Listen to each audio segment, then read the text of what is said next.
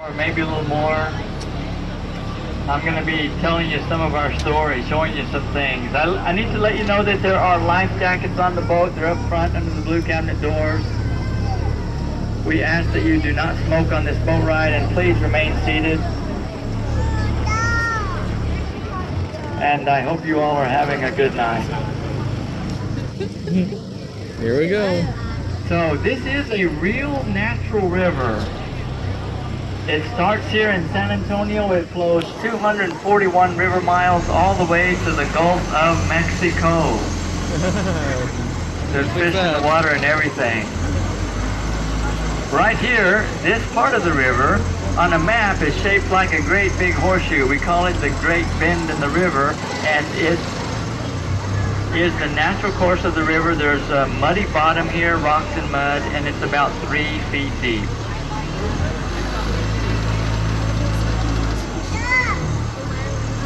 Historians say that the river is 10,000 years old. We've got some things to see tonight, besides gazing at the light. Above the bridge to the left, 24 stories tall, that's the Nix Hospital. First full-service hospital in San Antonio, opened, fully air-conditioned in 1930. If you're familiar with that TV comedian, Carol Burnett, she was born here. She doesn't remember. Okay, we're gonna see the building again for the second time. This time look straight up to your left. The hospital has disappeared except for this one flat wall. Look straight up. An optical illusion. A disappearing hospital. Just the angles of the building cause it to seem to disappear. If you look left or right, there are a few of these giant trees. They are cypress trees. They were planted here in 1906 in a river beautification project before the Riverwalk sidewalk. The sidewalks themselves came along during the Great Depression. They are the design of an architect from San Antonio whose name is Robert Harvey Harold Hugman. R.H.H. Hugman. Mr. Hugman envisioned a modern-day Venice in downtown San Antonio. So he took an old world idea and drew it on paper, and eventually it came to life. He was thinking of food of all nations and some shops. Today we're a plethora of restaurants and hotels. One of the hotels is on our left, Hyatt Regency, 1981. When they built this building, they left the bottom of it hollow, and they installed in there a very elaborate waterway and a passageway to the Alamo. So you can get to the Alamo through these glass doors. We're in the busiest section of the restaurant, of the Riverwalk, what we call River Square. And what you're seeing here today, or tonight, is the success of the Riverwalk over time. Imagine stepping back in time to 1925 or 1926. At that time, this was just a muddy river. You might trip over the roots of a tree if you weren't paying attention. There was trash from businesses, and there were vagrants at night. And sometimes the river would flood here. So for San Antonio, this was problematic. And they started looking for ideas as to what to do. And there was that young architect.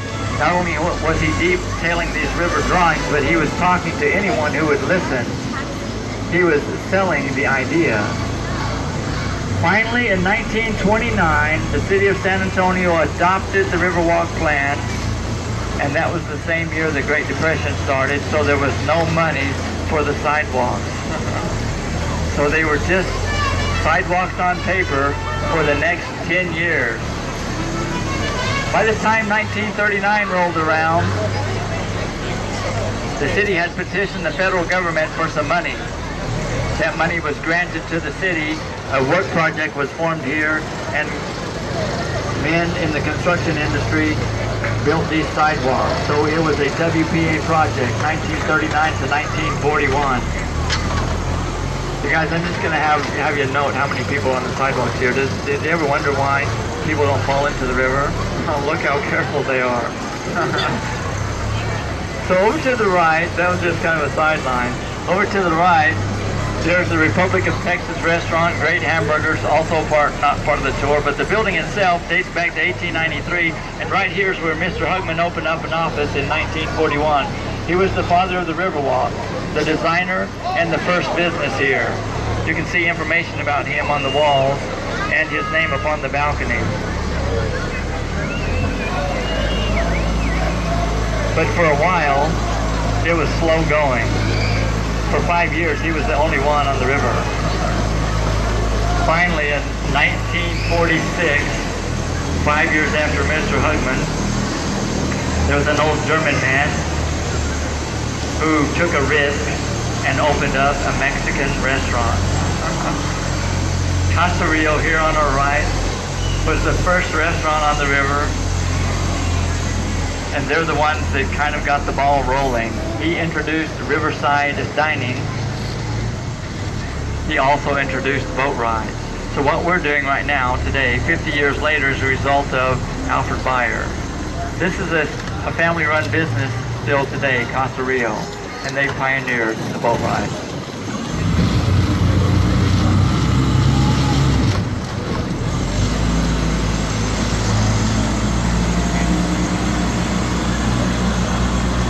As we make this left turn, the natural river is now behind us.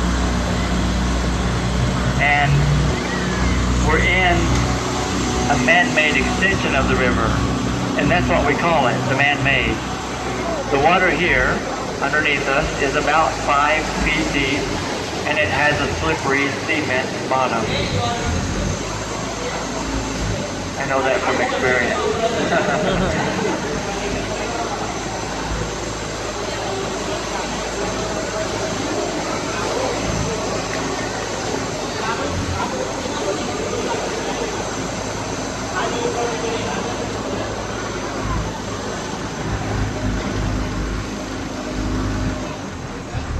Towards the end of the Great Depression, San Antonio remained in a lull when the economy of other cities started picking up, specifically measuring statistics of our neighbors to the north, Dallas, and our neighbors to the east, Houston. San Antonio city officials were getting kind of concerned because we just weren't catching up. They had modernized and we had not. So they started scrambling for what to do. What could we do to jumpstart the economy and get some attention? What they determined was they could host a World Fair event. And that's what they set out to do. In 1968, San Antonio hosted Hemisphere. And that's the catalyst that catapulted us into this world of tourism as we know it today. It was kind of the savior of San Antonio at the time. At that time, in preparation for the fair, this river extension that we're in was dug. You see lots of construction in different parts of San Antonio getting ready for that, so it was truly a boost for us. Roads were being widened, parks were being installed, neighborhoods were being shifted around, and hotels to accommodate people were popping up. One of the hotels was a Marriott. It's directly in front of the boat, straight on. That's the Marriott Riverwalk, opened 1968. 20 years later, 1988, another Marriott, this one with 1,000 rooms. It's on our left now with its Christmas colors up there. That one is attached to River Center Mall. You can actually get into the mall on 3 different levels of the Marriott. So I'm not sure exactly what he's doing. We're going to slide by there, guys. Watch your elbows.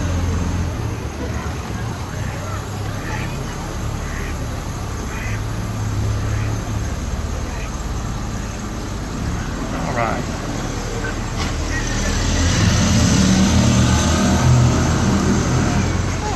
We're coming up now into the Henry B. Gonzales Convention Center. Give me just a moment. I need to pay attention to my driving. I clearly can't see around that blind spot there. Oh, there's a boat. Sure enough.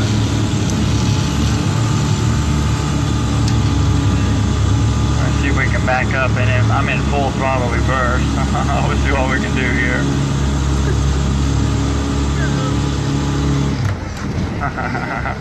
Thank you, Tony. All right, here we go. That was it, guys. I was giving it all I had right there. So we're coming into Henry B. Gonzales Convention Center, and this honors Mr. Gonzales, who was a native of San Antonio, grew up here. In 1961, he was the first Mexican-American ever to be elected into the House of Representatives. So he was a congressman for Texas, and he stayed in politics for nearly 40 years. Now they've modernized the convention center recently. Most of it is to our left, about 1,600,000 square feet of space. And they've demolished part of it as well. And that's good for us because we can see better now. Guys, as we approach this little bridge, glance over to the right, through the construction area. There's a Hilton Palacio del Rio over there with a beautiful Christmas message. 500 rooms decorated with porch lights to spell the word hope over a Christmas tree with a red background.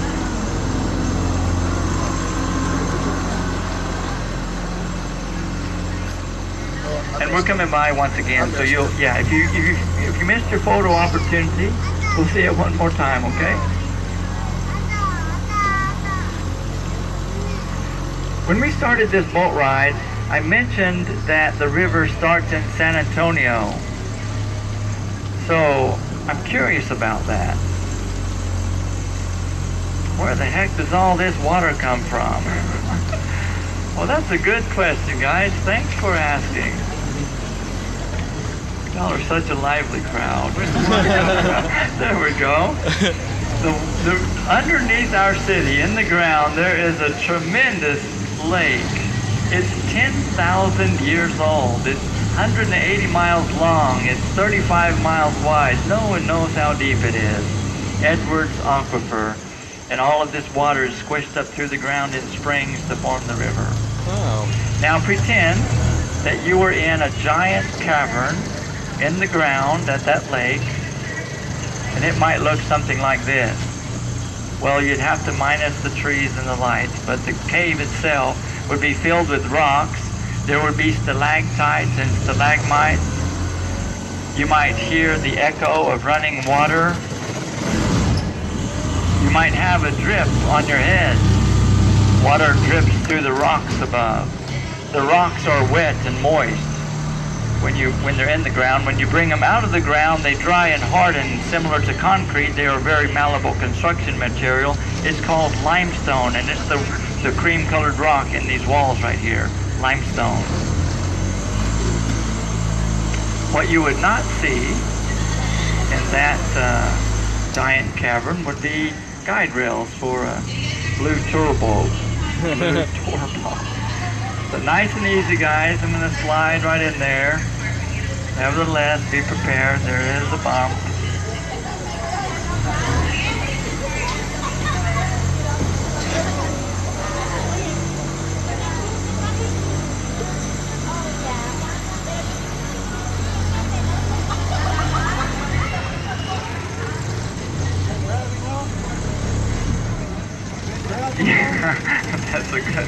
That's a good question. All right, let me give me one moment, guys. Here we go. Coming out. We made it. There we go. Let me get out of her way. His way. Over to the right,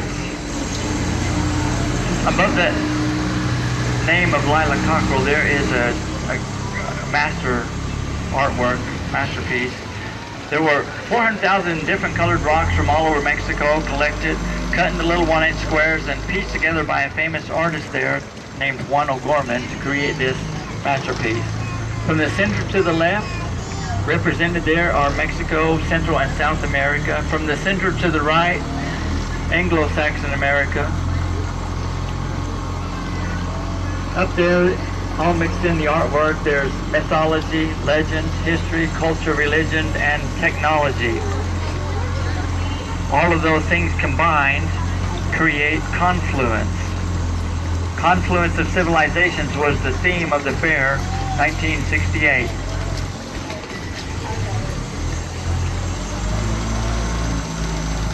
Mr. O'Gorman was probably the most capable artist in the world to create that artwork. All of Texas as we know it today was owned and governed by Spain for 300 years. They actually called this New Spain at one time. Missionaries were arriving here and explorers as late as the late 1600s, or as early as the late 1600s. When the missionaries arrived here, there were Native American Indians on the river. The Payayas had named the river Yanaguana. So one of the original names of the river is Yanaguana. The missionaries were here on the 13th day of June, and that's the feast day of San Antonio de Padua. So on that day, the senior priest in that group gave the river its Christian name, San Antonio. So that's how we come about being called San Antonio. First the river, and then later on the city.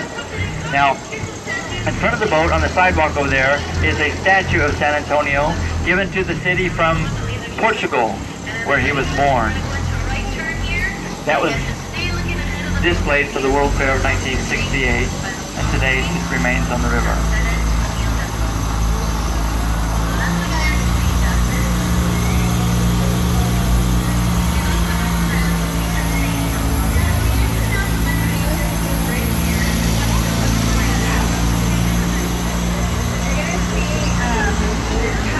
We're coming into shops at River Center.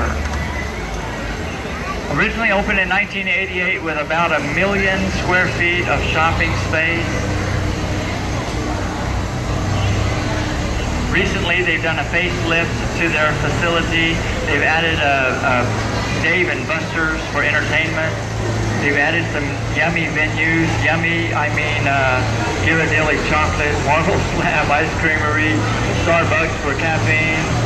They've also added a Yard House restaurant and a Margaritaville, Jimmy Buffett's restaurant. They also kept some of their old venues, including two food courts and 2 movie houses.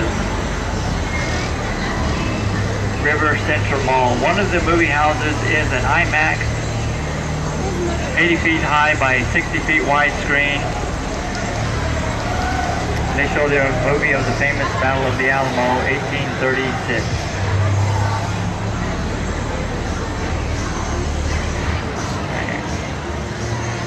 Over to the right, we're gonna brush those bushes a little bit. Watch your head. A little touch of nature. Not to worry, that is not poison ivy.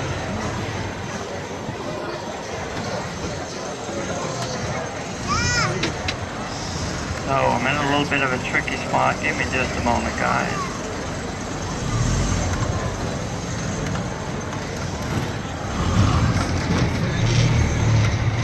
Smile.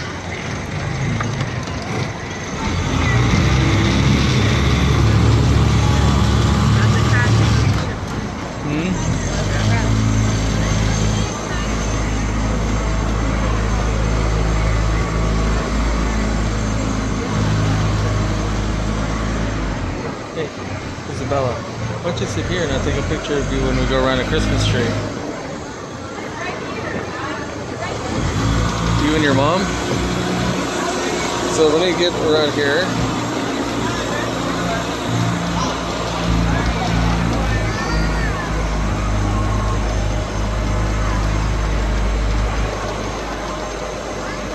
All right. Okay, ready? Our boat ride today, just kind of a little note of information. Okay. We're covering about two miles. 2 miles. The Riverwalk itself, the sidewalks, extend for some 15 miles. so it's fairly long. It's considered a linear park. It's a botanical paradise for botanists and master gardeners. We have fruits and flowers and all kinds of trees, shrubs, and greenery. Above our heads, there's a lemon tree. There's about 1,000 lemons up there right now. We should jump up and grab one. Because it's considered a city park, we're really not supposed to take the fruit, but sometimes we do. When we were coming into the convention center a moment ago, we were kind of close to the sidewalk, so I didn't really talk about the tower. Here in a moment, as we come out from underneath the bridge, over to the left, you'll see the Tower of the Americas. It's way up in the sky, 622 feet high. That was completed as the tallest freestanding tower in all the United States in 1968. It was the centerpiece for that World Fair.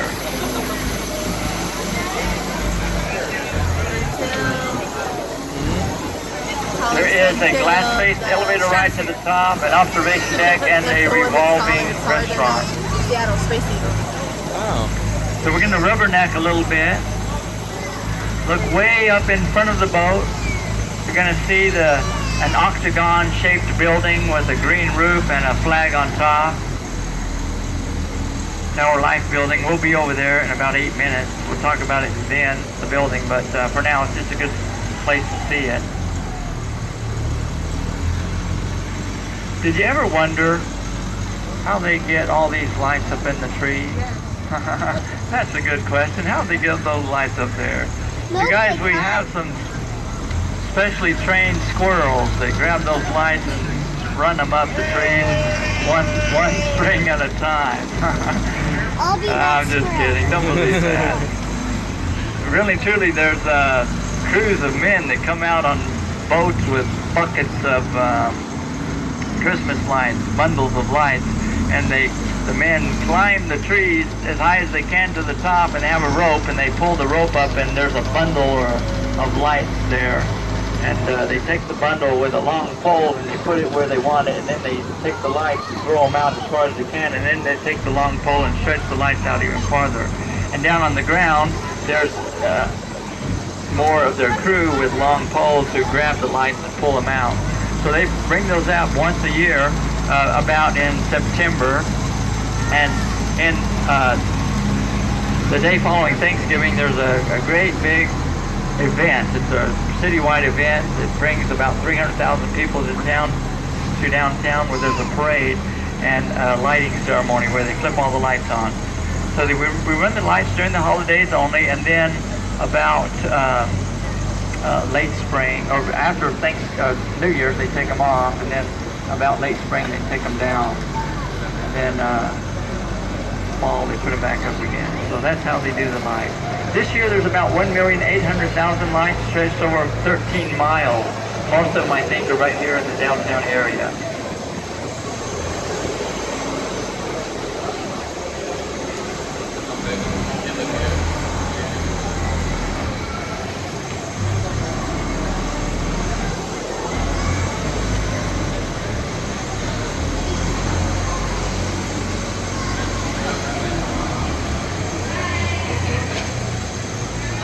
Remember that hotel that we saw earlier with the design of the Christmas tree and the word hope?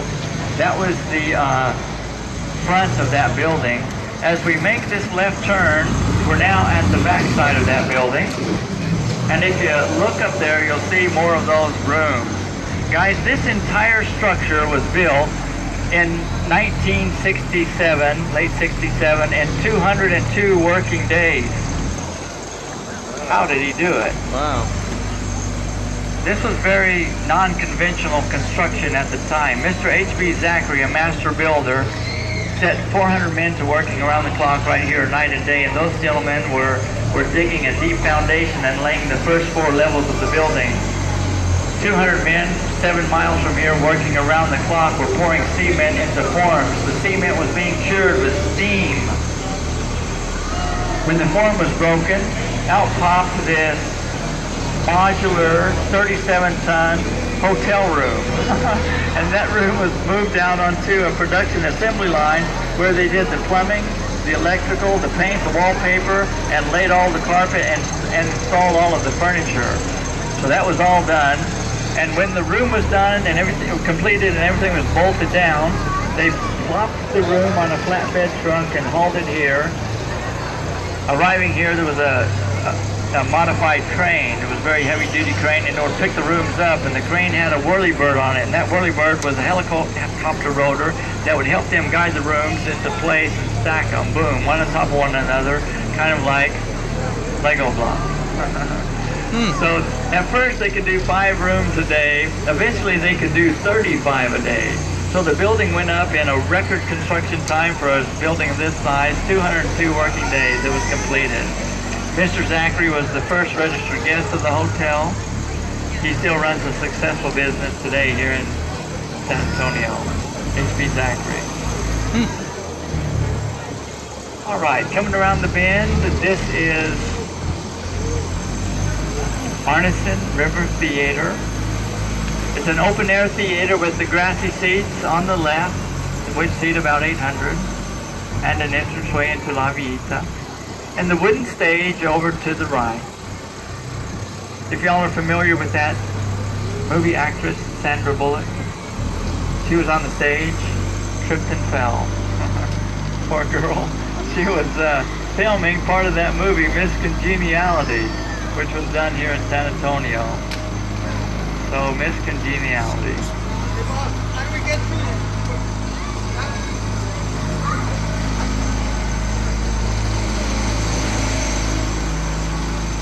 I like this part of the river, especially at this time of the year. It's a little more quiet than some of the busy part of the river that we've been in up till now.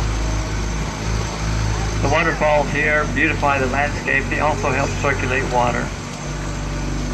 The giant trees were planted in 1906. It was a river beautification project. They are cypress trees.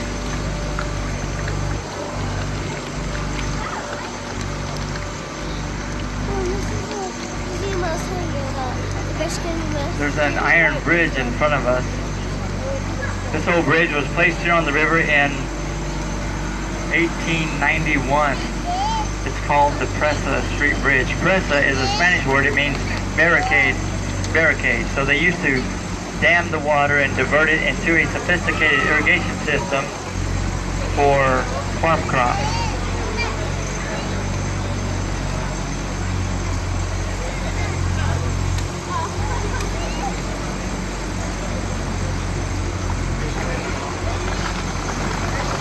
Over to the right, there's an iron sculpture on a tiny island. On the right side of the boat, if you'll look closely, you might notice that the island is the twisted roots of that great tree right there. There seems to be no soil. The island itself, it's said that if you get married there, it's good luck. So, we commonly see weddings take place here, and the name of it is Marriage Island. So that's a kind of a popular place for lovers.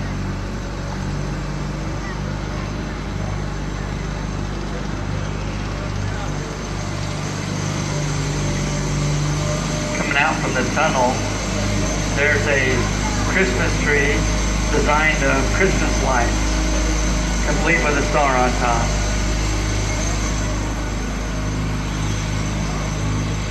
Way up in front of us, a red sandstone beehive dome. Oh yeah. That's Bexar County Courthouse, 1896. I went there also. Remember the octagon-shaped building with the green roof and the flag? We're here at that one now.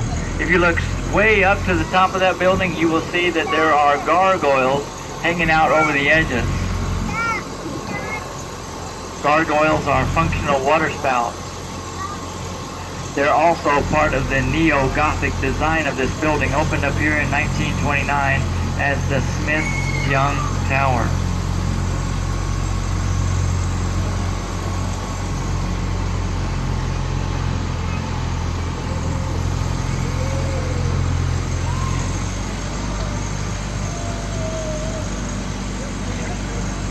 As we glide by the building now, look up there into the shadows and see if you can spot some of those creepy faces.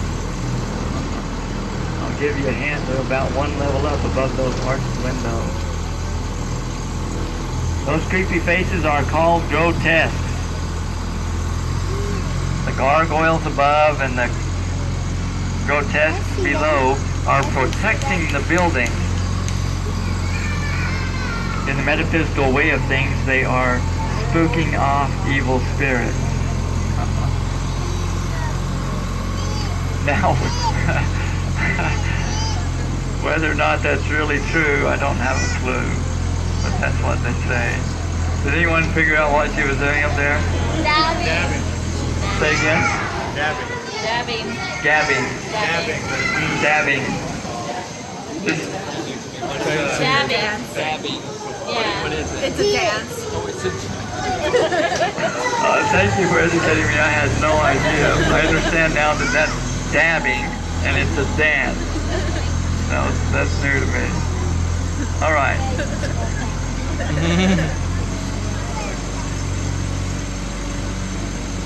On a map, this river looks like a great big horseshoe, and we're now at the end of the Great Bend, where it meets a flood bypass channel. The channel has a series of gates on it.